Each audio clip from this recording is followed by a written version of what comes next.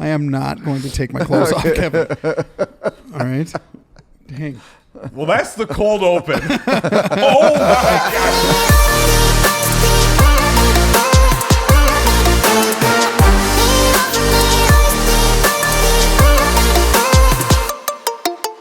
Welcome back to You Asked For It. After dark. After dark.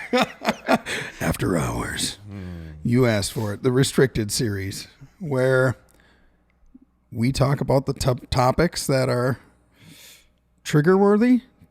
Mature. Oh, they're mature. Mature. Okay, I don't we're think going you with covered mature. a trigger one yet. The first one was kind of triggery. What was the first one? Oh, yeah. That was super triggery. Sexuality. Yeah. And branching off of that one, we're going to talk about sex. Which is why Radine isn't here, because she had no interest in talking about sex with three dudes that aren't her husband. You know what? I'll give her that one. It's probably a good move. Yeah. So. Yep.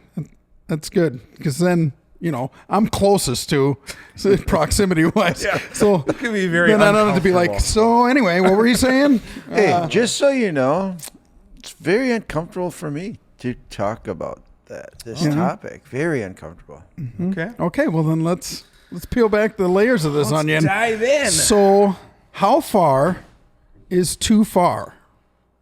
Let's start with dating, premarital interaction. How far is too far When it comes to sex. when it comes to sex? Well, Kevin. Yeah, well, I can talk to that one. I like this side of it, okay? I'm not going to talk about the other side. This side, how far is too far to go with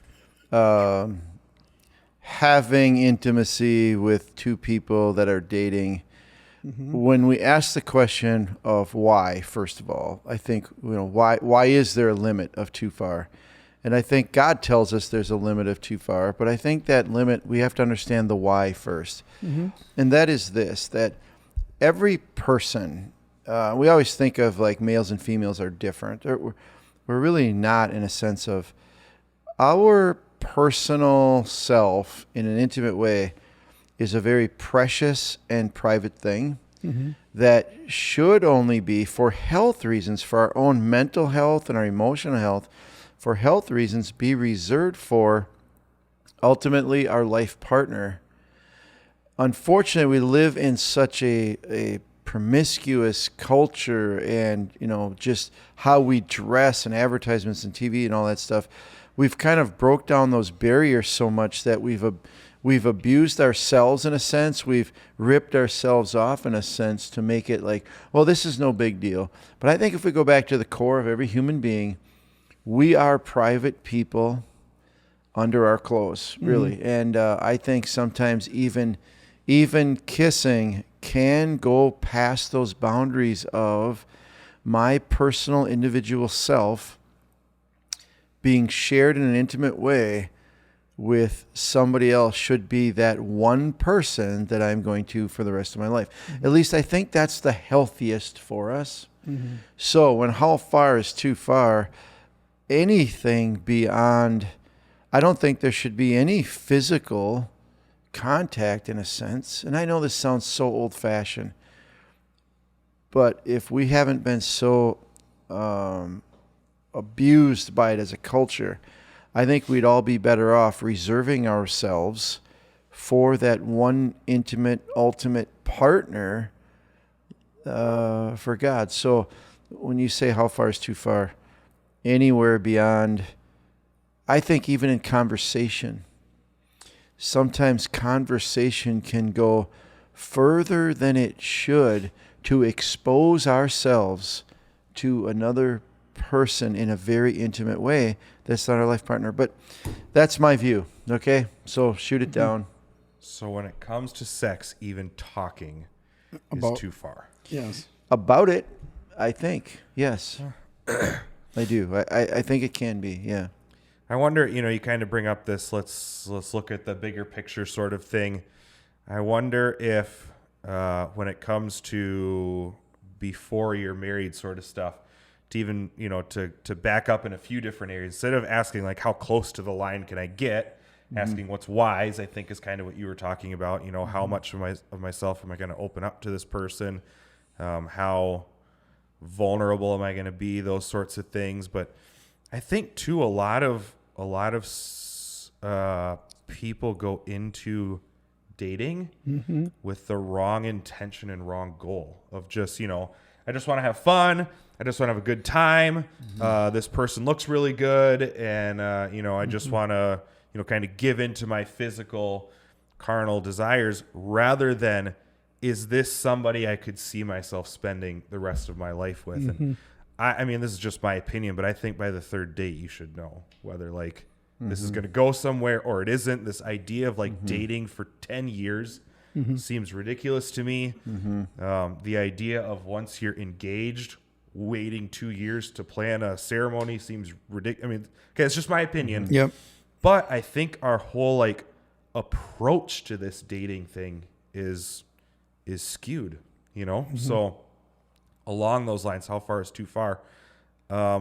It can be, even the simplest of things can be too far if you already know this person isn't going to be the one. Yeah. And likewise, I would say if you feel like this person can be the one, which I don't believe there is the one. I think you just figure out if you can make it work or not. I think those conversations and amount of physical touch to a point can begin to be loosened or go more the more you start to realize, yeah, this is going to be the one. So I don't know how far is too far literally though. I would say well, Jesus made a pretty big deal about your heart. He seemed to. A lot of times if you even hate somebody, that's murder. If you look at another person lustfully, you've committed adultery. So I would say the moment your heart moves into that realm is too far.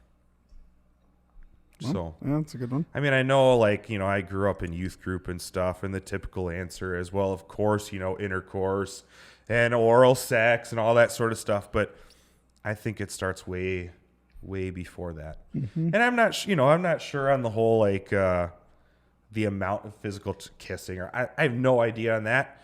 I think it much more matters what's inside. What's the heart? Yeah. What's the heart behind it? And is this literally a relationship that you see pursuing the rest of your life? And going off of that that's a good point.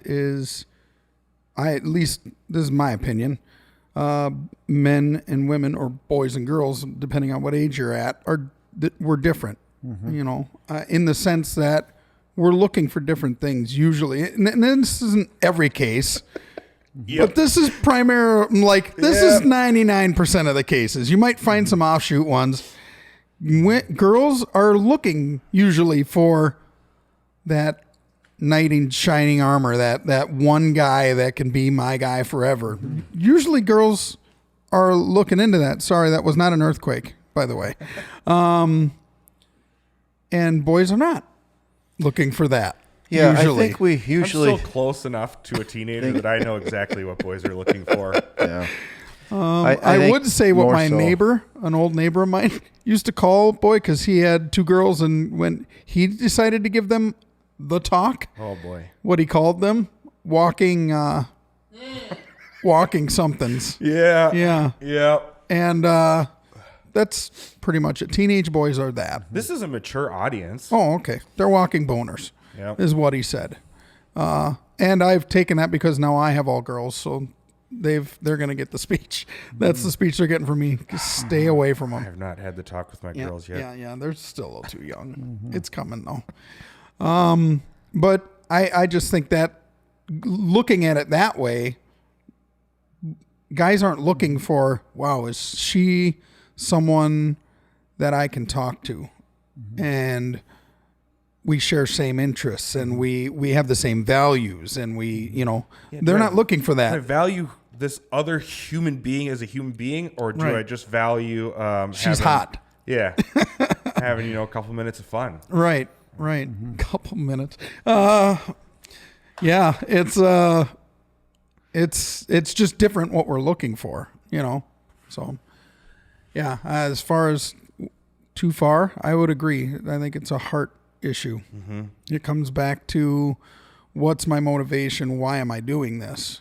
Where's my heart in this? You know, It's amazing to me how we can all be so shaped by culture. If culture tells us that that we're elephants long enough, we actually start believing it, which is ridiculous. And culture has told us that there's no big deal living together, having sex together. It's no big deal. It's nothing to it. And we start believing it. But is that true? Just because culture tells us something, is it true? And I think even science can prove that it's not true, that what God said is still true, that when we are that intimate, when we have intercourse with somebody, that there is an actual transfer of something deeper than just a physical activity. It is the ultimate vulnerability and opening yourself up and sharing the most intimate. You have nothing left to share after that. That is the ultimate. And this, having 27 partners or living together just because we're going to get married someday and stuff. I think, I'll tell you from my perspective, it is a lie from our culture. It is a lie from the enemy. It does hurt. It will affect us it will affect us in a negative way, whether we identify it now or later. We will see that it is a negative, destructive thing. And I think, again, it sounds old-fashioned, but God is always right. That, no, this is something that should be reserved for marriage, and marriage should be intentionally to be the rest of your life. And I know things happen and it's not, and you can, when you get remarried, I get all that happens, but it certainly shouldn't be our directive going in, so how It's not far? God's best. No, it's not God's best. The question today is, how far is going too far? I think you're right. I think it's a hard thing. I think it's this whole idea of, I just think that each one of us are more special than we give ourselves credit, and God made us that way, and we are meant to share our intimate self with one person. And if intimacy is holding hands to you, I guess that's intimacy. I don't know where that line is, but it's a heart issue. And then you got the huge issue with infatuation versus love, attraction, physical attraction to, are we really soulmates in a sense? And it gets very, very complicated, to actually picking a spouse. But I would say this, that sometimes we might feel like we're in love, and it's not. Sometimes. Yeah. Most of the time. Yeah. What about okay. within the context of marriage? I was going to move into that. I was going to say, now the part where Kevin thinks is too far, speaking of which, in a marriage. When it comes to sex within a marriage, from a New Testament biblical perspective, one man and one woman, how far is too far? I will answer that simply. Okay, you guys can take it from here. Okay. As long as both partners are fully agreeing and engaged and on the same page. Okay. Then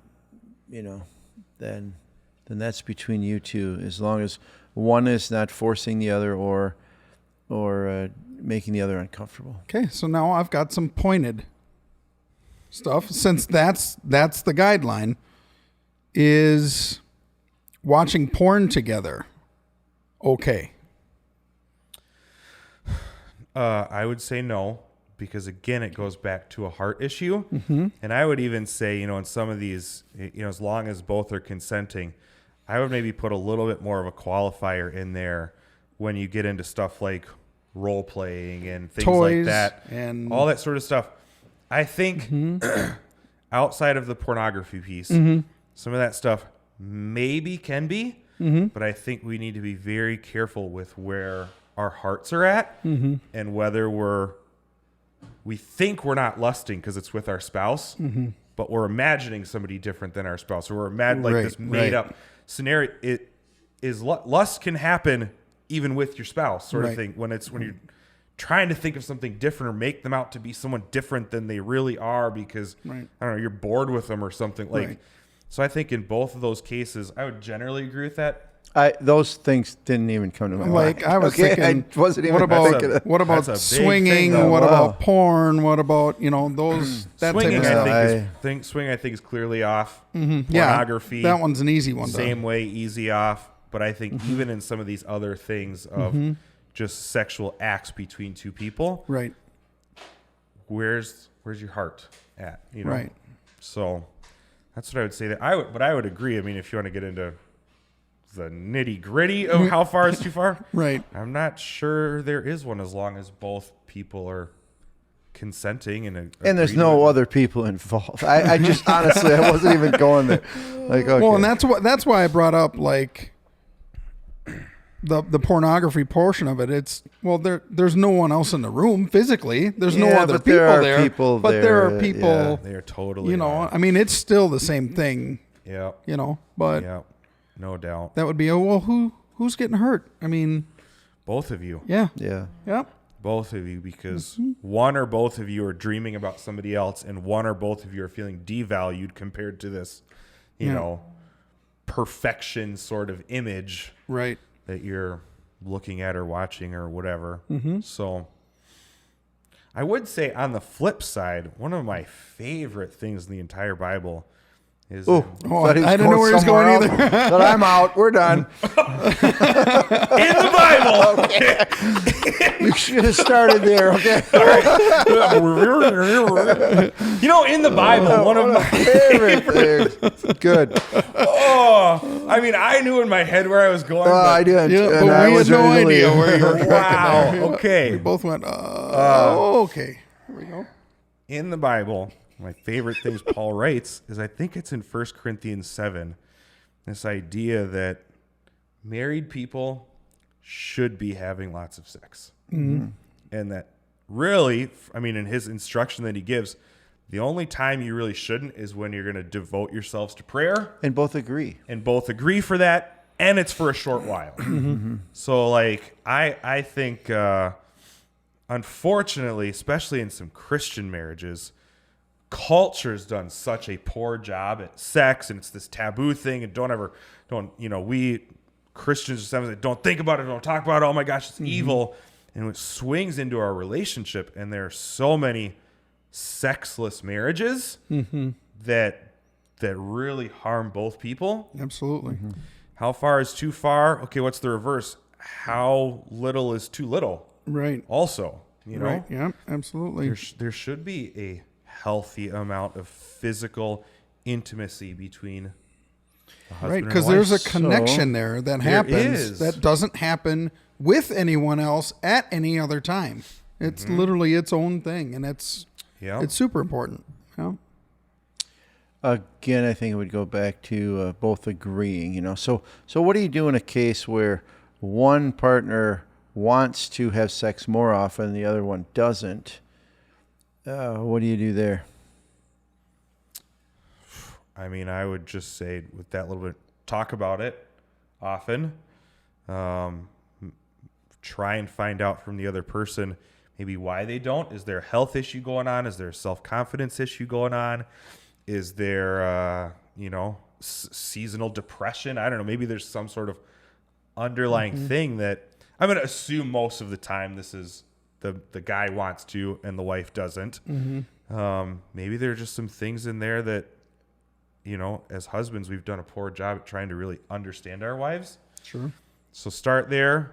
I don't know. It's all sorts of things. How about this? Do you think it's important to, and I think men are more visually stimulated and attracted visually, not totally, but more so, that we've all heard the thing, well, if you want your wife to be attracted, what a pig, and how could you expect that, whatever.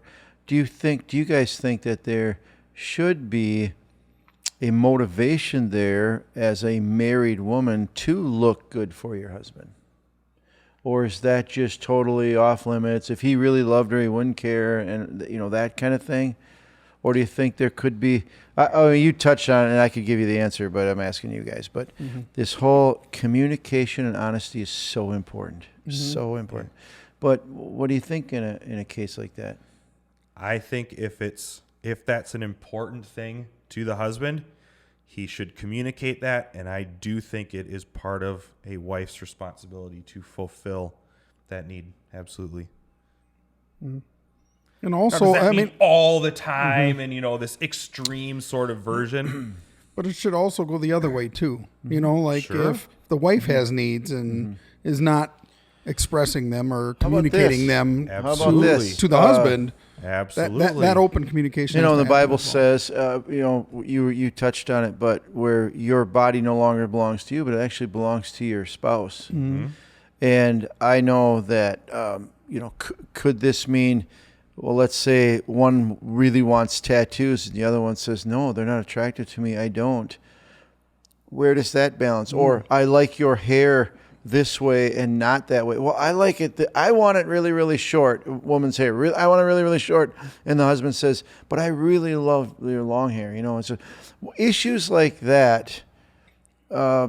These are things that happen in marriage, in Christianity. You brought up two that my wife and I have both had conversations about: tattoos and hair length. Now, are either of those deal breakers for me? Absolutely not. Whatever.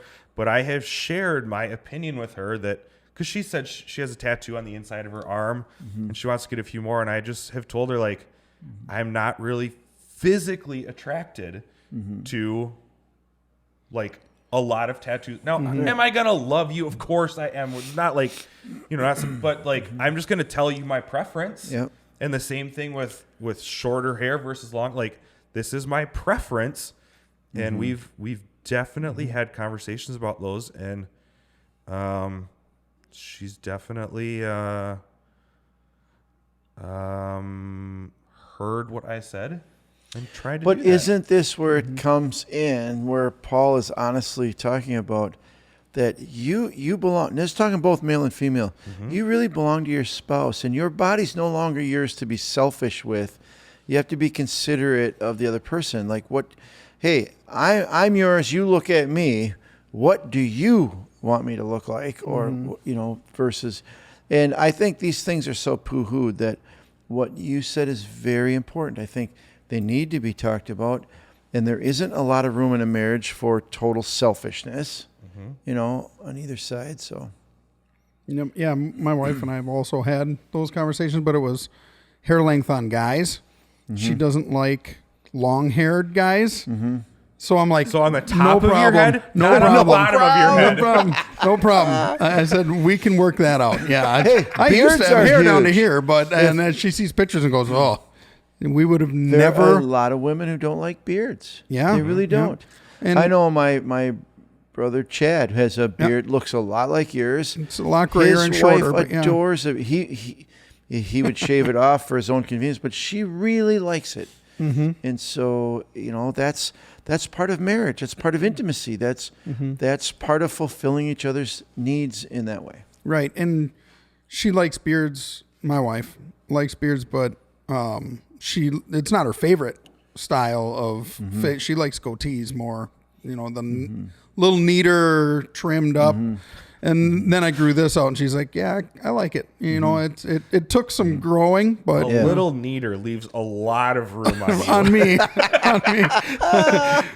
She my wish I kept God. this a little neater, like when it starts getting out to here, that, and I try and trim it up here and there, but Yeah. I would just say this: important stuff. It is important. And if you have a tendency to just pass it off, well, that shouldn't matter.